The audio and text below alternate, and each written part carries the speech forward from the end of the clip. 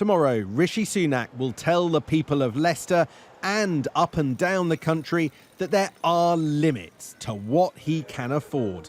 He will impose a new ceiling, new fiscal rules on the financial help he can offer. But it's these people and their businesses, post-COVID, post-Brexit, all grappling with a cost of living crisis. So they'll all contain finished stock and ingredients in there. How far will the Chancellor's promises meet their needs? What's the biggest challenge today? The biggest challenge, without question, is actually workforce and trying to recruit staff. Before COVID, we were having 10, 15 people a week knocking on the door looking for work. Now, that's actually down to 0. And then not only that, there's so much competition out there within Leicester, where people are offering different rates of salary, that the staff have become quite mobile. And so you're having to do things to keep them interested and motivated. Motivating staff tomorrow will mean giving British workers a pay rise. They will announce a higher minimum wage of £9.50 and higher salaries for 5 million public sector workers. But will it be enough, as prices are also rising quickly? Just through here is where actually a lot of the production actually happens.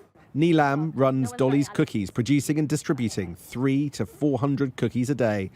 She says government needs to dial up rather than down post-COVID financial support for business.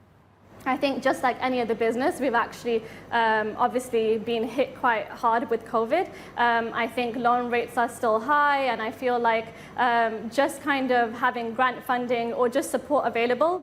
Some post-COVID support will be available. The government set to announce a 6-month extension to the recovery loan scheme until June next year, but only loans, not grants, on offer. This is where the pre-cooked food goes in to be pasteurised or sterilised. For James Turner, whose equipment increases the shelf life of processed food, the retention of a skilled, well-trained workforce is what he wants the Chancellor to address.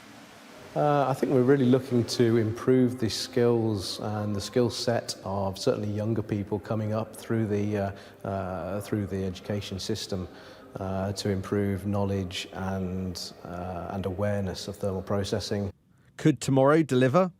Rishi Sunak will unveil a £3 billion investment for post-16 education to ensure people have the necessary adult training. But is it enough in a chronically underfunded sector? The pictures the Chancellor wants you to see, supplied today by the Treasury, are of someone keeping a tight rein on budgets rather than delivering a sugar rush to the economy. But billions have been splashed in advance of the budget in a series of pre-announcements, much to the irritation of the Commons Speaker. It is not right for everybody to be briefed. It's not more important to go on the news in the morning. It's more important to come here. Let's get this message across. These are the elected members that represents this United Kingdom. It is not done through Sky TV. The Speaker isn't the only one annoyed by some of the spending demands. Levelling up. Boris Johnson's promise turning into Rishi Sunak's nightmare. Whether it's funding for skills, money for farmers, or dealing with high energy bills, every single cabinet minister now says their pet demand is part of levelling up. But Rishi Sunak can't afford it all. This isn't an austerity budget, but nor is there money for tax cuts. The same things that have driven up tax and spend this year, in particular, the need to spend on health and social care, driven in part by an ageing population. Those things aren't going to go away. And my guess is that over the next decade, whatever might happen over the next 2 or 3 years, the overall level of taxation will probably continue to rise. The Chancellor will have more money to play with than many expected, but he wants to be remembered as prudent.